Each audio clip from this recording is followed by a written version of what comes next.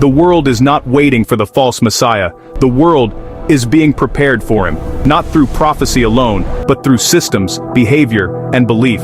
And according to some theories, the process didn't start recently. It has been building for a long time.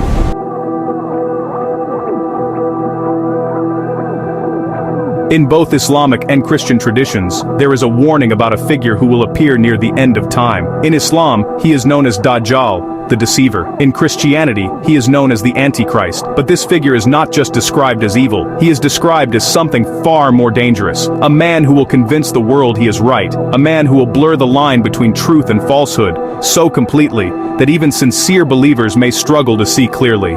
He is not just a test of strength. He is a test of perception.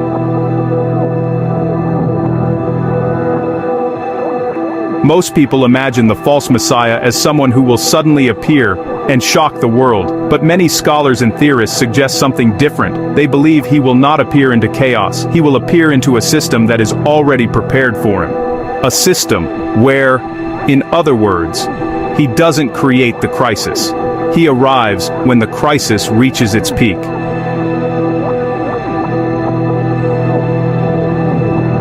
One of the most discussed ideas is the control of information. Today, we live in a world where information is constant. News, videos, opinions, everywhere, all the time. But here's the reality. Not all information is equal. What you see is filtered. What you believe is influenced. Algorithms decide what appears in front of you. Platforms prioritize certain narratives over others. Over time, this creates something powerful, a controlled perception of reality. Now connect this to the description of the false Messiah, a man who deceives people, not through force, but through belief. If a system already exists that shapes belief on a global scale, then the foundation is already there.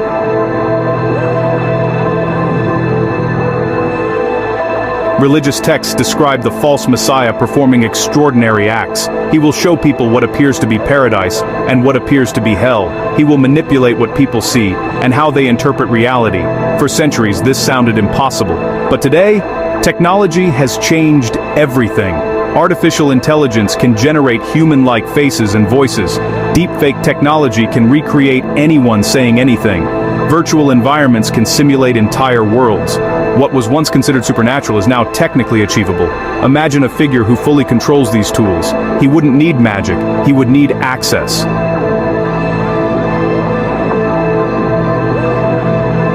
Another key detail, the false Messiah is described as someone whose influence reaches the entire world. In the past, this was unimaginable. No single person could speak to billions at once. But today, the world is connected. Through smartphones, through social platforms, through global media networks. A single message can spread instantly across continents. A single figure can gain global recognition overnight. The infrastructure is already complete.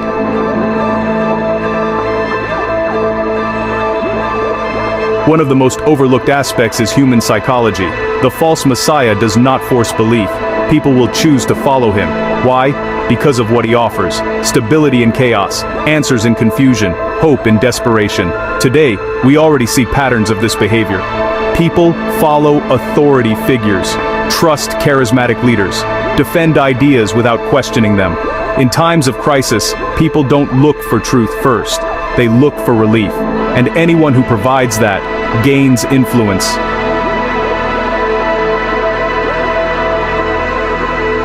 Another consistent warning, faith will weaken before his arrival, not disappear, but weaken.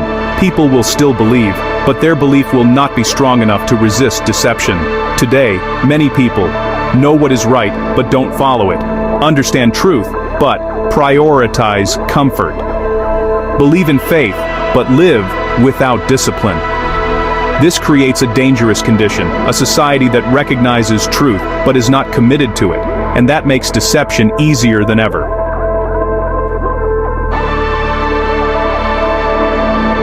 When you combine all these elements, controlled information, advanced technology, global communication, psychological conditioning, weakening faith, you don't just see random changes in the world, you see a pattern, a structure, a system that aligns almost perfectly with the conditions described before the arrival of the false Messiah.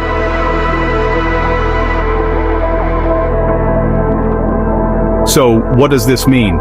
It means the greatest danger may not be his arrival. The greatest danger is not recognizing him, because he will not present himself as evil. He will present himself as the solution. And by the time people realize the truth, they may already be too deep into the deception.